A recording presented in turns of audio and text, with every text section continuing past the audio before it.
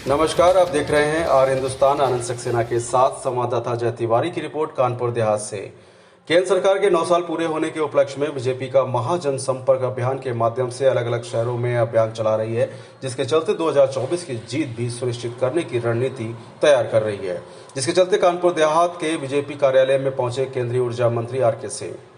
Kanpur Dehat BJP कार्यालय पहुंचे केंद्रीय ऊर्जा मंत्री आर के सिंह और साथ में मंत्री भानु प्रताप वर्मा, प्रदेश सरकार की मंत्री प्रतिभा शुक्ला, बीजेपी सांसद देवेंद्र सिंह भोले। कार्यालय में लगे दिग्गज नेताओं के तांते को देखकर अंदाजा लगाया जा सकता है कि 2024 के लिए बीजेपी कितनी मजबूती से तैयारी कर रही है।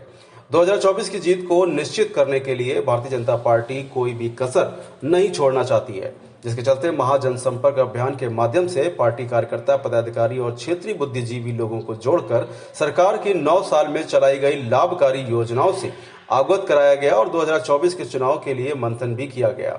इसी दौरान प्रेस वार्ता का भी आयोजन हुआ, जहां पर केंद्रीय ऊर्जा मंत्री मीडिया से मुखातिब हुए और मीडिया से मुखातिब होकर उन्होंने विपक्ष पर तमाम जमकर तंज कसे।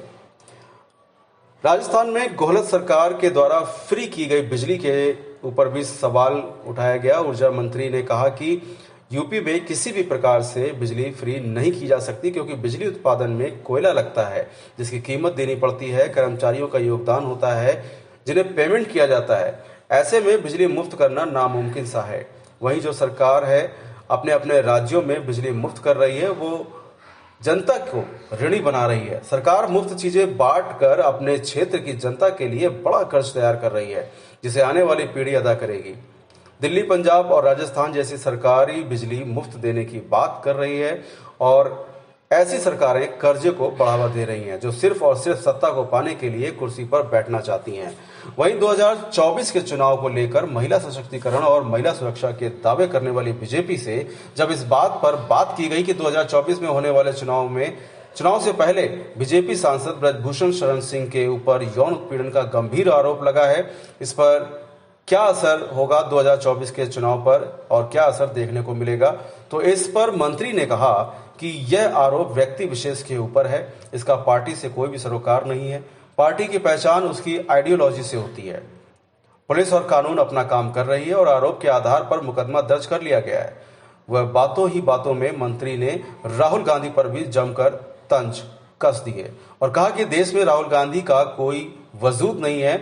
वहीं मंत्री ने यह भी कहा कि हमने अभी तक ऐसा नहीं देखा है कि कोई किसी देश का नेता किसी दूसरे देश में जाकर अपने देश की बुराई करे, लेकिन राहुल गांधी एक ऐसे कर रहे हैं। राहुल गांधी पर तंज कसते हुए ऊर्जा मंत्री ने कांग्रेस नेता सलमान खुर्शीद को भी आड़े हाथ ले लिया और कहा कि एक बार सलमान खुर्शीद पाकिस्तान गए थे और आर्मी कैंप में घुसकर देश की बुराई कर रहे थे। फिलहाल आप सुरक्षित रहिए और जुड़े रहिए आर हिंदुस्तान से। नमस्कार। निकाल दिया, हम लोगों ने निकाला।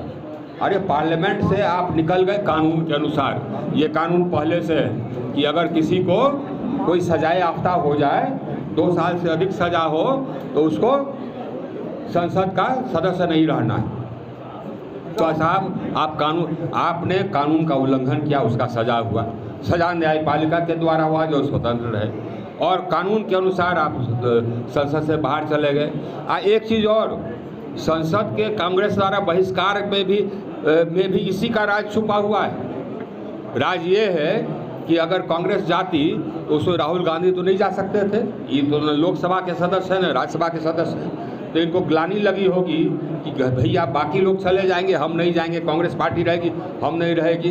तो कोई न कोई बहाना करके ऐसे महान एक ओकेजन का, जो कि हमारे देश के लिए गर्व का विषय है, ऐसा पार्लियामेंट हाउस शायद ही कहीं होगा। इतना बढ़िया बना है, सुंदर बना है, आप लोग जाके देखें, गर्व होता है इस पर। तो वहाँ पर हम नहीं रहेंगे, ये लोग कैसे चला जाएगा। तो पूरा एक आयोजन का ही बहिष्कार कर दिया, एक राष्ट्रीय आयोजन का बहिष्कार कर दिया, जो कि 100 साल में 1 साल आता है। ये देखिए साहब। आर हिंदुस्तान हर हिंदुस्तानी की खबर डाउनलोड करने के लिए सर्च करें आर हिंदुस्तान।